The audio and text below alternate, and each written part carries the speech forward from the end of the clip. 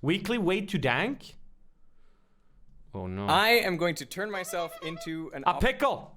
Make sure to appreciate Yab more. She clearly loves you and want a lot of sex. Make sure to satisfy her needs or someone else will. Yab loves you. Give her attention. You work too much. Women have needs too, and it's a jobs to satisfy their holes for sonst. Bro, she's literally streaming right now. I think she's fine. Stick Pankaka, thank you for the 8 months and welcome back. Portgaze DA, thank you for the 11 months. Akid, 17 months. Jojo, 6 months. Thank you guys so much for your resubs. Optical illusion by going through this window right here. Through the window! Okay, I'm good. Not good. I was gonna say I'm good. I'm not good. Okay, so you're looking at this window and it looks like it's turning around. Except here, it stops. Now I keep rotating, but the window is rotating through me. What is happening? Nail cutter's the best. This video is sponsored by NordVPN. They help you create the illusion that you could be anywhere in the world. Let me back up for a second. This is the first part of a 3-part illusion. What do you see?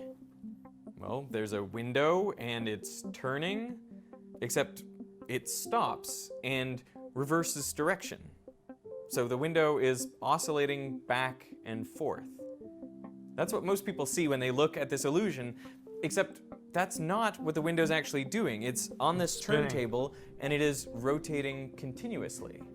This is known as the Ames window illusion, and I saw it on an old Australian TV program called The Curiosity Show, and I was curious. So in this video, I'm gonna dig deeper into this illusion than anyone has before.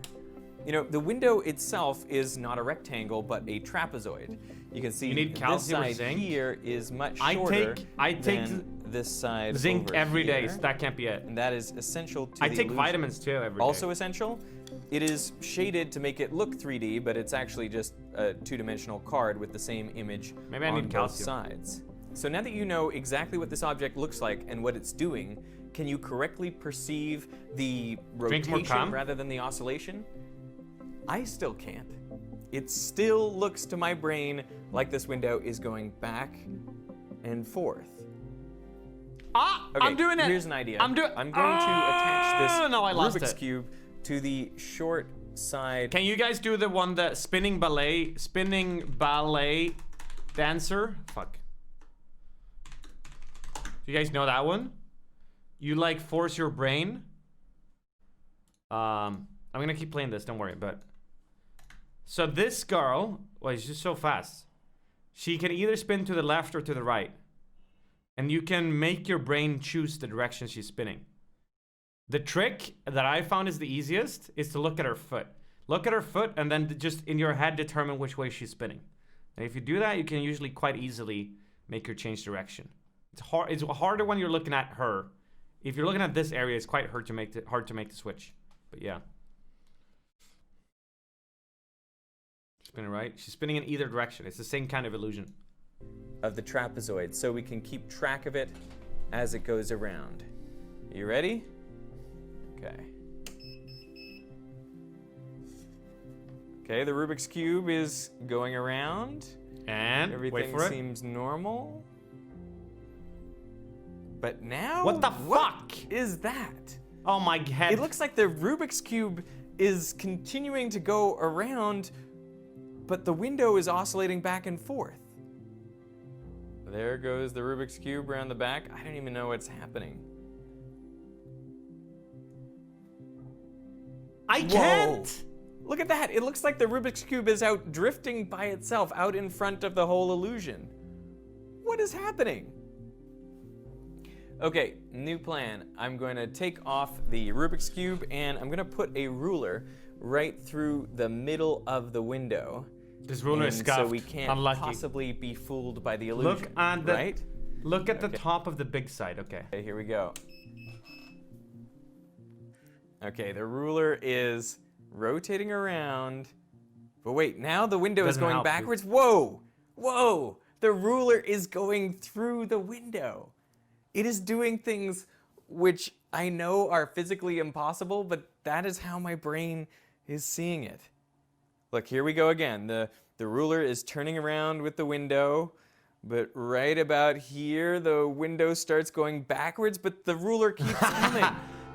What is This even... is like, fucked. how is this possible? This doesn't make any sense.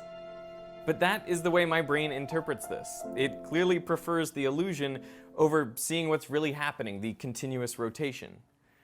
So why is this? How does the illusion work? Well, it was Because our created brain makes a bunch of assumptions. by Adelbert Ames back in 1947. And before becoming a researcher, he wanted to be a visual artist. So he was fascinated by how people perceive shapes and shading. Oh my god, And so fast according to now. him, the key to this illusion is that we're all used to living in rectangular boxes, You heard essentially. what I said, You know, NymN. Huh? Yeah, Biz streaming right now, but that doesn't mean women don't have needs too. I know you consume soy, but please focus on her needs too. Bring in another man to satisfy her if you can't. It's clear she needs more sex. She's clingy. Dude, are you trolling or are you for real? How about you try to make a move on her, buddy? Report back. Let me know how it goes. Yeah? Offer yourself up as tribute. Smack Bones, I'm with 13 months. you know, houses and rooms where virtually all of the corners we see are 90-degree angles. Doors, windows, tables, and chairs are full of 90-degree angles. This is called the carpentered environment. But unless we're looking straight on at something, the angles we actually see are not 90 degrees. I mean, the images that form on our retinas are typically trapezoids of different shapes and sizes. Now, from extensive experience, our brains know they really should be rectangles and right angles. So our brains use these strange shapes to infer depth information, which in our rectilinear world is almost always correct. But not in the case of a trapezoidal window that our brains assume to be rectangular. Video name? Hence the illusion. Now, if this carpentered world hypothesis is correct, well then you'd expect people with less experience of rectangles in their environments to be less susceptible to the illusion. And to test exactly this, in 1957, Harvard psychologists tried... Who doesn't have rectangles in their world? ...the Ames window illusion in South Africa, with 80 children aged 10 to 14. Africa? 40 of them were living in the city of Durban, full of rectangular buildings, doors, and windows. The other 40 were from nearby rural communities where they lived in round huts with few prominent... You know why they live in round houses? It's so the dogs can't pee on the corner. 90-degree angles. When subjects were seated 10 feet away from the rotating Ames window with both eyes open, 60% of the urban group reported seeing the window oscillating. But in the rural group, only 17.5% saw the same thing. Damn. So the results were consistent with the carpentered world hypothesis. The kids with less experience of rectangles were less likely to fall for the illusion. But that's not the whole story. When seated 20 feet away and with one eye closed, the illusion was much more convincing. Now 90% of all participants saw the window oscillating, and there was no significant difference between urban and rural groups. That means something else must be going on over and above our experience with rectangles. In fact, you can get a similar illusion without any straight lines at all. This is the De Heer circle. When rotating continuously, it also appears to oscillate back and forth. I kind of made it not do it. Well, both of these illusions make use of a technique called anamorphosis, which has been used by artists for centuries, if not millennia. This is a painting If I from really force my brain, I'm like, no, it's rotating, then I can kind of make it work. 1533, called The Ambassadors by Hans Holbein the Younger. It clearly shows two prominent figures, but there is also this distorted shape over the floor.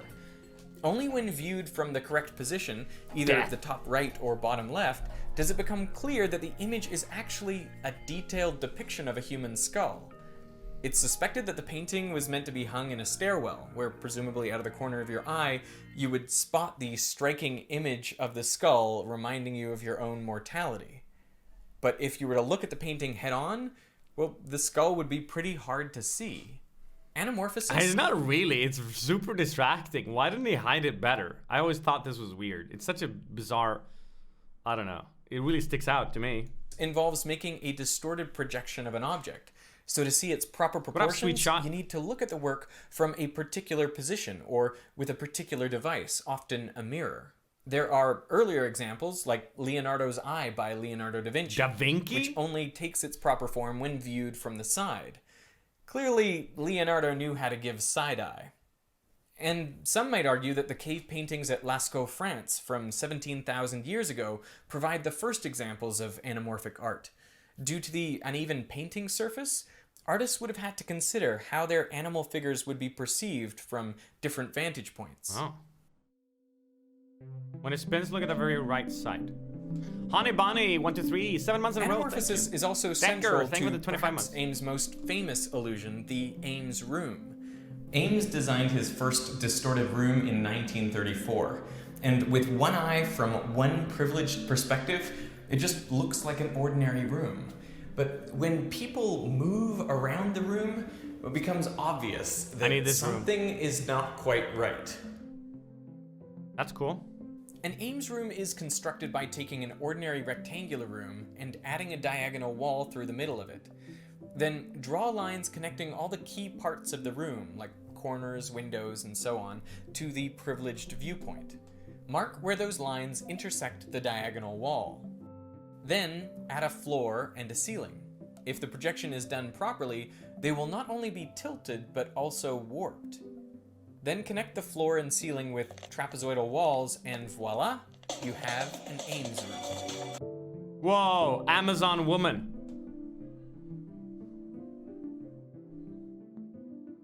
Ames realized there are an infinite number of different distorted room geometries which, when viewed from a privileged position, create virtually identical images of a normal room. So our perceptions, far from transparently representing external reality, are constantly faced with ambiguity. And our brains, below the level of consciousness, have to decide which of the infinite possibilities we're actually looking at. One form of ambiguity relates to depth perception. Which of these masks... It's like the classic chat. That's what this whole thing came down to. Chat. Is this dress blue and black or white and gold? Protrudes outwards towards the camera, and which is an impression. Only through motion does it become obvious which is which. We are subconsciously attuned to visual cues that indicate how close or far away something is. Closer objects are typically bigger and brighter, plus they obscure objects behind them. But we can play with these attributes in order to create situations that defy our expectations.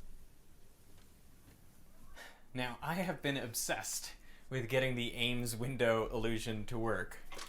Look at how many different Ames windows I have been making.